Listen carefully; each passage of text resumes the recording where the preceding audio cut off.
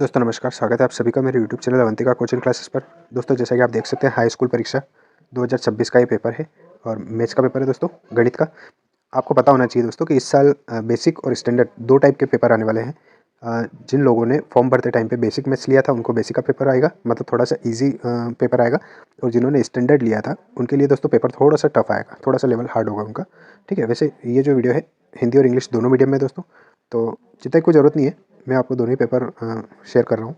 तो देखिए दोस्तों, जैसा कि आप स्क्रीन पे देख सकते हैं वही पूरी डिटेल है पेपर की।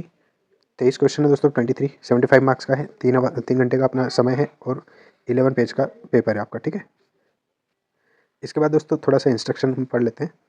सही प्रश्न पढ़ना अनिवार्य है और बेसिक सी चीज़ें, कोई ज़्यादा इंपॉर्टेंट चीज़ नहीं है। ठीक है, जहाँ पे ज़रूरत है वहाँ पे चित्र भी बनाना है, ऐसा करके लिखा है।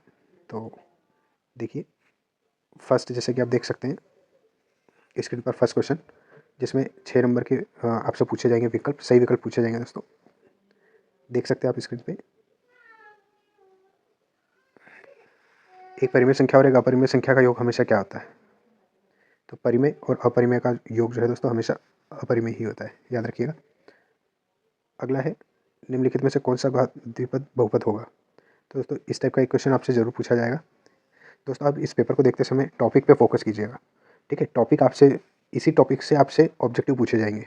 ठीक है, तो आप देख सकते हैं कौन सा द्विपद बहुपद है, द्विघात बहुपद फर्स्ट वाला हो जाएगा। ठीक, अगला देखिए दोस्तों, तीसरा वाला है पी एक्स वाई के मूल बिंदु से क्या दूरी होगी? तो दोस्तों इसका फॉर्मूला है √x² + y², याद रखिएगा। इसके बाद आता है हमारा एक एपी दे रखिए 4, 10, 16, 22, इसमें सर्वांतर कितना है? तो दोस्तों सर्वांतर निकालते कैसे हैं? पीछे वाली संख्या में से आगे वाली संख्या को घटा देंगे। आप चाहे तो 22 में से 26 को घटाएं, आप चाहे तो 26 में से 16 में से, सॉरी, आप चाहे तो 22 में 16 को घटाएं, आप चाहे तो 16 में से 10 को घटाएं, या 10 में से 4 को घटाएं। आंसर आएगा दोस्तों आपका 6। एक चीज़ और बेसिक है जो कि मैं आपको बता दूं कि इसमें अगर हमेशा ध्यान रखिएगा, पहली संख्या जैसे 4 है, फिर 10 हुई, फिर 16 हुई, संख्या लगातार बढ़ रही है, तो जो सर्वांतर है दोस्तों डी, वो हमेशा प्लस की वैल्यू आएगी, माइनस की नहीं आएगी। ये चीज़ हमेशा ध्यान रखिएगा। ठीक है, और अगर संख्या घटते क्रम में हो तो वहाँ पे डी की वैल्यू हमेशा माइनस में आएगी। ठीक है, अगला क्वेश्चन देख सकते हैं, आपको स्क्रीन पर दिख रहा है। द्विघात बहुपद है, इसमें शून्यकों का योगफल क्या होगा? तो शून्यकों का योगफल क्या होता है दोस्तों? -b/a। ये फॉर्मूला मैं आपको बता रहा हूँ, फॉर्मूला जरूर आप याद कर लीजिएगा। -b/a जो है शून्यकों का योगफल होता है ना। ये काय की वैल्यू होती है? अल्फा प्लस बीटा की। ठीक है, तो -b मीन्स क्या हो जाएगा दोस्तों? -6 आ जाएगा। ठीक है, यहाँ पे आ जाएगा -6 और a की वैल्यू आपकी क्या हो जाएगी? 3। तो जब आप इसको काटोगे तो आंसर हो जाएगा दोस्तों आपका -2। ये आपका राइट आंसर हो जाएगा। ओके, चलिए अगले क्वेश्चन की तरफ बढ़ते हैं दोस्तों। रैखिक समीकरण दे रखी है, ये दो समीकरण दिए और इसके लिए अद्वितीय हल कब होगा ये आपको बताना है। ठीक है, तो यहाँ पे हमेशा ध्यान रखिए दोस्तों, बोर्ड में कन्फ्यूज़ करने के लिए आपको कभी इस टाइप के इक्वेशंस अगर देते हैं किसी भी ऑब्जेक्टिव में, तो आपको डायरेक्टली पता हो जाना चाहिए कि ये आपनों से इनडायरेक्टली फॉर्मूला पूछा हुआ है। ठीक, तो अद्वितीय हल के लिए क्या कंडीशन होती है ये आपको लगाना है। तो दोस्तों ये फर्स्ट वाली कंडीशन जो है a1/a2 is not equal to b1/b2। ठीक दोस्तों, आशा करता हूँ वीडियो आपको पसंद आ रहा होगा। दोस्तों यहाँ से जो टेबल से एक ऑब्जेक्टिव आया है, वापस आपके जो मेन बोर्ड का पेपर होगा उसमें भी टेबल से एक ना एक ऑब्जेक्टिव जरूर आएगा, तो आप टेबल अच्छे से जरूर याद कर लें। ठीक है, चलिए यही ऑब्जेक्टिव आपको इंग्लिश मीडियम में देखने को मिलेंगे। कोई मोटा अंतर नहीं है, मैं बता चुका हूँ आंसर इनके। ठीक है, क्योंकि हर चीज़ को अगर मैं बताने की कोशिश करूँगा तो वीडियो आपका ज़्यादा लंबा हो जाएगा। चलिए आगे बढ़ते हैं रिक्त स्थान की तरफ। दो त्रिभुज जिनके आकार समान हो परंतु आवश्यक रूप से आमाप समान न हो। आमाप का मतलब होता है दोस्तों आकार या लंबाई चौड़ाई, जिसको अपन बोल सकते हैं। तो इसको कहते हैं दोस्तों समरूप यानी सिमिलर। नोट करते जाइएगा आप, सिमिलर बोलते हैं दोस्तों। ठीक है, अगला आता है प्रेक्षक की आंख से प्रेक्षक द्वारा वस्तु से मिलाने वाली रेखा को क्या कहते हैं? तो दोस्तों यहाँ पे याद रखिएगा, ये आपका 9 चैप्टर जो है उसमें 3 डेफिनेशन आपको दी रहेगी 9 चैप्टर में। उसमें से एक ना एक डेफिनेशन आपसे फिर कह रहा हूँ मैं पूछी जाएगी। पहले भी मैंने पुराने वीडियो में बता चुका हूँ मैथ्स के। अगर आप हमारे चैनल पे विजिट करके प्ले लिस्ट में जाके मैथ्स के वीडियो देखेंगे तो वहाँ पे आपको क्लियरली मैंने बोल रखा है यहाँ से एक ना एक ऑब्जेक्टिव आपका जरूर बनेगा। इसके बाद दोस्तों नेक्स्ट देखिए, वैसे इसमें आएगा आई साइट यानी दृष्टि रेखा। अगला है x² - 2 का रिक्त स्थान बहुपद है। ये कौन सा बहुपद है ये आपको बताना है दोस्तों।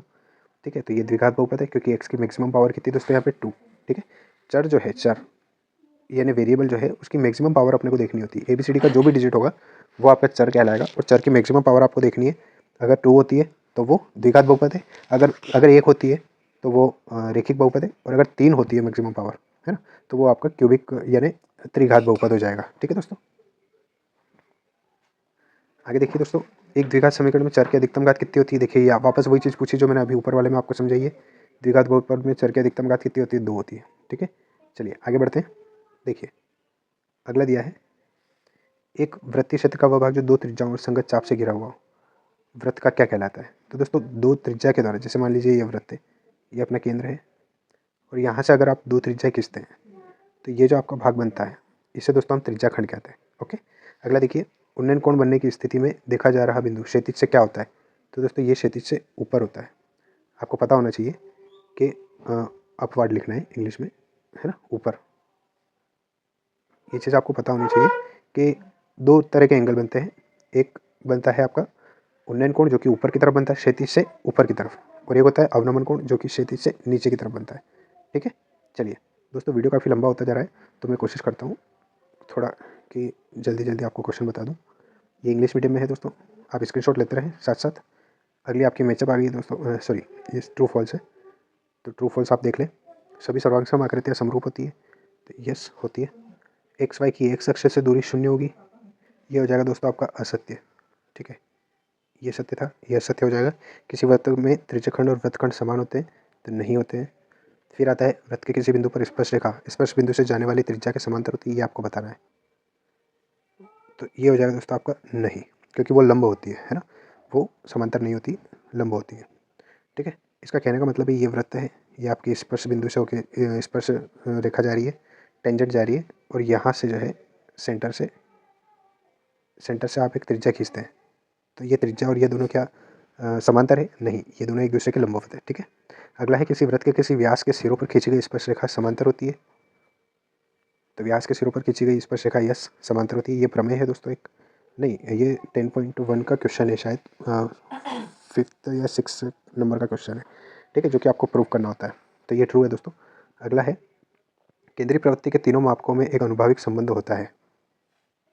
तो दोस्तों ये जो है आपका स्टैटिस्टिक्स वाला जो चैप्टर है, सांख्यिकी, है ना, उसका आपका फॉर्मूला है, और ये ट्रू है दोस्तों। याद रखिएगा ये फार्मूला, बहुत बार मैंने अपने पुराने वीडियो में बोला है कि ये फार्मूला अधिकतर पूछा जाता है, कंपटीशन एग्जाम के लिए भी इंपॉर्टेंट है दोस्तों, तो जरूर इसको कर ले। चलिए आगे बढ़ते हैं। ये ट्रू फॉल्स वही है दोस्तों, इंग्लिश मीडियम में केवल, आप चाहे तो स्क्रीनशॉट ले लें, आंसर उनके वही रहेंगे जो मैं पहले बता चुका हूँ। अगली दोस्तों आपकी मैचअप आती है जो कि 6 नंबर में आएगी। ठीक है, तो चलिए मैचअप की तरफ थोड़ा सा हम देख लेते हैं क्या पूछा जा रहा है। तो देखिए इसी घटना की प्रायिकता जो घटित नहीं हो सकती उसको क्या कहते हैं दोस्तों? तो उसकी प्रायिकता हो जाएगी 0, है ना, जो घटित ही नहीं होगा, है ना, जो होगा ही नहीं, उसकी प्रायिकता हमेशा 0 होती है। अगला पूछा दोस्तों 10/60 का मान कितना होता है? तो 30 होता है। मैंने अपने पुराने वीडियो में बोला है कि 10 की वैल्यू जरूर याद कर ले दोस्तों, आपसे पूछी जाएगी। 1045, 1060 और 1030, यहाँ से आपके ऑब्जेक्टिव जरूर बनेगा एक ना एक। अगला है सेक्स 60 का मान क्या होता है? तो इसको देखिए, अगर आपने टेबल अच्छे से याद करी तो 2 होगा इसका मान। इसके बाद sine square theta plus cos square theta is equal to 1 होता है, ये हमारी पहली सर्वसमीका यानी आइडेंटिटी है। अगला है बेलन का वक्र पृष्ठीय क्षेत्रफल, तो ये हो जाएगा दोस्तों 2πr/h, और शंकु का पृष्ठीय क्षेत्रफल हो जाएगा दोस्तों आपका πrl। अब यहाँ से दोस्तों आप टॉपिक जरूर ध्यान रखें, जैसे इसमें दे रखा है 3 ऑब्जेक्टिव जो है आपके चैप्टर 8 से आए हुए हैं, मतलब 3 ऑब्जेक्टिव आपको बोर्ड में भी चैप्टर 8 से ही आएंगे। एक चैप्टर 15 से पूछा हुआ, सॉरी 14 से, पहले 15 चैप्टर था, अब एक चैप्टर कट गया 11 वाला पिछले साल से, तो अब ये 14 चैप्टर हो गया है। ठीक है, प्रोबेबिलिटी वाला जो प्रायिकता वाला चैप्टर है उससे पूछा गया है, वापस पूछेगा, तो 14.1 आप जरूर पूरी याद कर लें, उसमें से एक ऑब्जेक्टिव आएगा, और ये आपके जो है 11 चैप्टर के क्वेश्चन है, जो पहले 12 चैप्टर था अब 11 चैप्टर हो गया है। ठीक है, चलिए आगे बढ़ते हैं दोस्तों। ये वही देखिए मैचअप वर्क वही है पूरा, आप स्क्रीनशॉट ले लें, आंसर बता चुका हूँ आपको। अगला है एक वाक्य में उत्तर देना दोस्तों, 6 ऑब्जेक्टिव पूछे हुए हैं, तो चलिए इन पर थोड़ा सा डिस्कस कर लेते हैं। त्रिज्या r और p डिग्री कोण वाले वृत्त के त्रिज्याखंड के क्षेत्रफल का सूत्र लिखिए। तो दोस्तों क्या होता है थीटा अपॉन 360, त्रिज्याखंड के क्षेत्रफल का सूत्र क्या होता है? Theta upon 360 by R square होता है, तो यहाँ पे आपको कैपिटल आर लिखना है। और दोस्तों थीटा क्या आपका कोण है, और यहाँ पे कोण की जगह क्या दिया दोस्तों? पी, तो आपको थीटा की जगह क्या लिखना होगा? यहाँ पे पी लिखना होगा। ओके, तो ये हो जाएगा P degree upon 360 degree. Okay, याद रखिएगा, थोड़ा सा इंस्ट्रक्शन देखिए, आपको फॉर्मूला हल्का सा चेंज करना पड़ेगा, बाकी सब कुछ वही है। अगला देखिए द्विघात समीकरण दे रखी है, इसके लिए द्विघातीय सूत्र लिखिए। मैंने आपको पहले बताया था, अगर वैल्यू नहीं दी रही है आपको A X B Y C A B C दे रखा है, मतलब वो आपसे सूत्र पूछ रहा है, द्विघातीय सूत्र आपको पता ही होगा, -b plus minus under root B square minus 4ac upon 2a, दोस्तों द्विघाती सूत्र से आपका एक ना एक ऑब्जेक्टिव जरूर बनेगा, तो अच्छे से याद कर ले। ये सूत्र किसने दिया था? तो श्रीधराचार्य ने दिया था, और इसे अभी क्या कहा जाता है? द्विघाती सूत्र यानी क्वाड्रेटिक फार्मूला कहा जाता है दोस्तों, याद रखिएगा। अगला है एक सिक्के को एक बार उछालने पर संभावित परिणामों की संख्या लिखिए। दोस्तों एक सिक्के को अगर हम एक बार उछालते हैं तो या तो हेड आएगा या फिर टेल आएगा, तो दो ही संभावित परिणाम है, तो इसकी संख्या हो जाएगी दोस्तों आपकी 2। अगला है मूल बिंदु के निर्देशांक लिखिए। ये होते हैं दोस्तों 0 0। याद रखिएगा मूल बिंदु से आपका एक ना एक क्वेश्चन जरूर बनेगा, जो कि आपको अच्छे से क्लियर करना है। ठीक, आगे हम देखते हैं वृत्त की छेदक रेखा की परिभाषा लिखिए। तो दोस्तों छेदक रेखा की परिभाषा आपको मिल जाएगी सर्कल वाला जो चैप्टर है, चैप्टर 10। ठीक है, 10.1 का ऑब्जेक्टिव है ये, 10.1 का। तो 10.1 का ऑब्जेक्टिव जरूर कर लो दोस्तों, एक ना एक पूछा जाएगा। वृत्त की छेदक रेखा वैसे उसको कहते हैं ऐसी रेखा जो वृत्त को दो बिंदुओं पर इंटरसेक्ट करके जाती है या प्रतिच्छेद करके जाती है, उसे वृत्त की छेदक रेखा कहते हैं। इसके बाद है समरूप आकृतियों का युग्मन का एक उदाहरण लिखिए। तो ऐसी आकृति आपको लिखना है जो समरूप होती है। ये 6.1 का दोस्तों क्वेश्चन नंबर 2 है। ठीक है, वहाँ पे आप देखेंगे तो आपको क्वेश्चन मिल जाएगा कि दो समरूप और दो असमरूप आकृतियों के युग्म लिखिए। तो एक एग्जाम्पल देना है दोस्तों समरूप आकृति का, तो यहाँ पे लिखेंगे हम सर्कल यानी वृत्त। छोटा वृत्त हो या बड़ा वृत्त हो, दोनों आपस में समरूप है, बस वही करना है आपको। ठीक है, सर्कल लिख सकते हैं आप, स्क्वायर भी लिख सकते हैं और इक्विलेटरल ट्रायंगल भी लिख सकते हैं। स्क्रीनशॉट ले ले दोस्तों। अगर वीडियो आपको अच्छा लग रहा है तो चैनल को लाइक शेयर और सब्सक्राइब जरूर करें। अपने दोस्तों से भी हमारे चैनल को सजेस्ट करें ताकि उनकी भी अच्छे से तैयारी हो पाए। चलिए अगले क्वेश्चन की तरफ बढ़ते हैं दोस्तों। संख्या 3 दे रखी है, अभाज्य गुणनखंड विधि द्वारा इनका एलसीएम ज्ञात करना है। यानी एक क्वेश्चन जो आपका बोर्ड में आएगा दोस्तों वो एलसीएम के ऊपर आएगा। एलसीएम का कॉन्सेप्ट आप क्लियरली पूरा कॉन्सेप्ट क्लियर कर लें। अगला है 140 के अभाज्य गुणनखंडों का गुणनफल के रूप में लिखना है, मतलब इसको फैक्टर के रूप में लिखना है दोस्तों, इसके प्राइम फैक्टर लिखना है। ठीक है, फर्स्ट चैप्टर का क्वेश्चन है, बहुत ही ईजी सी चीज़ है। चलिए आगे बढ़ते हैं। देखिए 5 चैप्टर का क्वेश्चन है दोस्तों। एक एपी दे रखी है, इसके 10 पदों का योग ज्ञात करना है, मतलब आपको एस एन वाला फॉर्मूला लगाना है। ठीक है, पहले एन की वैल्यू फाइंड कीजिएगा, फिर एस एन का छोटा वाला फॉर्मूला भी लगा सकते हैं आप, इजीली हो जाएगा। अगला दोस्तों ये बोर्ड का फेवरेट क्वेश्चन है, जब भी मैंने पुराने वीडियो में भी बहुत ज़्यादा इस पर डिस्कस करी हुई है, और एक वीडियो भी बता रखा है जिसमें 5 चैप्टर वाइज हमने सवाल सॉल्व कर रखे हैं, और किसी कारणवश वो चैप्टर में आगे सॉल्व नहीं कर पाया, तो वो भी मैं बहुत जल्दी वीडियो बना के अपने चैनल पर अपलोड करने की तैयारी कर रहा हूँ। आप बस कमेंट करके मुझे एक बार बता दीजिए कि आपको ये वीडियो चाहिए या नहीं चाहिए। अगर चाहिए तो आप कमेंट कीजिए, मैं बिल्कुल वीडियो बना के अपलोड कर दूँगा। ठीक है, चलिए आगे बढ़ते हैं दोस्तों अगले क्वेश्चन की तरफ। ये आपका सेकंड चैप्टर का क्वेश्चन है दोस्तों, शून्य ज्ञात कीजिए। 2.1 से आया हुआ क्वेश्चन है दोस्तों। ये वैसे एक्सरसाइज में नहीं दिया है, 2.1 नहीं 2.2, वैसे एक्सरसाइज में नहीं है दोस्तों। ये आपका एग्जाम्पल पूछा हुआ है। ठीक है, तो 2.1 के जस्ट बाद में जब आप आगे बढ़ेंगे तो 2.1 और 2.2 के बीच में ये एग्जाम्पल मिलेगा दोस्तों आपको, और बोर्ड का फेवरेट क्वेश्चन दोस्तों, बहुत बार पूछा हुआ है। इसके नीचे देखिए, ये देखिए, ये आपसे क्वेश्चन पूछा हुआ है 2.2 का। ठीक है, लेकिन इस टाइप के क्वेश्चन पूछे हुए हैं, नंबर एग्जैक्ट ये नहीं है, 5 और 7 नंबर चेंज किए हुए हैं। ओके, चलिए अगले क्वेश्चन की तरफ बढ़ते हैं दोस्तों। 9th क्वेश्चन है हमारा, जो कि आपका चैप्टर 10 के बाद 11 12 से लिया हुआ है, 12 चैप्टर से। ठीक है, चाप की लंबाई आपको ज्ञात करना दोस्तों, तो इसके लिए मैं आपको बता देता हूँ, थीटा अपॉन 360 2πr, ये आपका फॉर्मूला होता है दोस्तों। इसमें वैल्यू पुट करके आप इजीली निकाल सकते हैं। अगला 10 सेंटीमीटर त्रिज्या वाले एक वृत्त की जीवा केंद्र पर समकोण अंतरित करती है, संगत त्रिज्याखंड का क्षेत्रफल ज्ञात कीजिए। दोस्तों ये भी अच्छा क्वेश्चन है और इंपॉर्टेंट है, लेकिन आप यहाँ से ये ध्यान रखिए कि या तो आपसे चाप की लंबाई का एक क्वेश्चन जरूर पूछेगा 2 नंबर में, या फिर त्रिज्याखंड का क्षेत्रफल का जरूर पूछेगा। तो आप ये दो फॉर्मूले अच्छे से याद भी कर लें और इनके सवाल भी कर लें, आपके 2 नंबर कहीं नहीं जाएंगे ऐसे, और एक ऑब्जेक्टिव में आपको नंबर मिलेगा। आगे बढ़ते हैं दोस्तों 10वें क्वेश्चन की तरफ। देख सकते हैं आप, रैखिक समीकरण युग्म 2 समीकरण दिए, इसको हल करना है दोस्तों। बोर्ड का फेवरेट क्वेश्चन है, आप पुराने पेपर उठा के देखोगे, अधिकतर पेपर में ये मिल जाएगा आपको। ठीक है, तो अच्छे से आपको करना है। 3rd चैप्टर का क्वेश्चन है, ये देखिए, ये 3.1 का क्वेश्चन का 3.1 3rd चैप्टर का क्वेश्चन है दोस्तों। ये टेबल से आप अगर आपने अच्छे से याद कर रखी है तो यहाँ से आप 2 नंबर उठा के आराम से ले जाएंगे। ये सवाल वैसे मैंने इसके वीडियो अपलोड करके पहले ही डाल दिया हूँ कि किस प्रकार से आपको ये सवाल करना है। ठीक है, तो आप वहाँ पे विजिट करके देख सकते हैं। अगर आप हमारे चैनल पे विजिट करके दोस्तों मैथ्स की प्लेलिस्ट में जाके देखते हैं तो आधी से ज़्यादा तैयारी आपकी ऑलरेडी हो जाएगी। चलिए आगे बढ़ते हैं। अगला क्वेश्चन है, एक एपी दे रखी है, इसके अगले 2 पद लिखना है दोस्तों। 5.1 का क्वेश्चन है, इस टाइप के क्वेश्चन आपको 5.1 में दिख जाएगा, और ये भी आपको 5.1 में दिख जाएगा दोस्तों क्वेश्चन। बहुत अच्छे से मैंने समझा भी रखे हैं, आप हमारे चैनल पर जाके विजिट करें और प्ले लिस्ट में मैथ्स में जाके आप देख सकते हैं सारी वीडियो। आगे बढ़ते हैं दोस्तों। त्रिभुज के समरूप होने की शर्तें लिखिए। तो ये शर्तें मैं आपको ऑलरेडी बता चुका हूँ, इसके पे मैंने एक वीडियो भी बनाया हुआ है, आधारभूत समानुपातिकता प्रमेय, जिसे हम थेल्स प्रमेय कहते हैं दोस्तों। याद रखिएगा 6 चैप्टर जो है इसमें 2-2 नंबर की 3 से 4 डेफिनेशन है दोस्तों, जो कि 2 मार्क्स में पूछी जाती है, और वो मैं अपने चैनल पे ऑलरेडी अपलोड कर चुका हूँ। ये ज़रूर आप देख लें, यहाँ से आपके 2 नंबर पक्के होने वाले हैं। ठीक है, तो आगे बढ़ते हैं। दोस्तों वीडियो अगर पसंद आ रहा है तो लाइक शेयर करें, चैनल को सब्सक्राइब करें और अपने दोस्तों को भी बताएं। अगला क्वेश्चन है दोस्तों 2 नंबर में पूछा हुआ, देख सकते हैं 7 चैप्टर का क्वेश्चन है। 7.1 में इस टाइप के आपको क्वेश्चन मिल जाएंगे, ठीक है। और ये भी आपको 7.1 में मिल जाएंगे रेशो वाले, जिसमें M1 M2 वाला फार्मूला लगेगा और ये बहुत इजीली सवाल हो जाएगा। और इसमें आपका फार्मूला लगेगा 2 पॉइंट के बीच की डिस्टेंस वाला, √x2 - x1 square plus y2 - y1 square, y2 - y1 square वाला फार्मूला लगेगा दोस्तों। बहुत ईजी सा सवाल है। चलिए अगले क्वेश्चन की तरफ बढ़ते हैं दोस्तों। 8 चैप्टर जो कि बहुत ही टफ माना जाता है।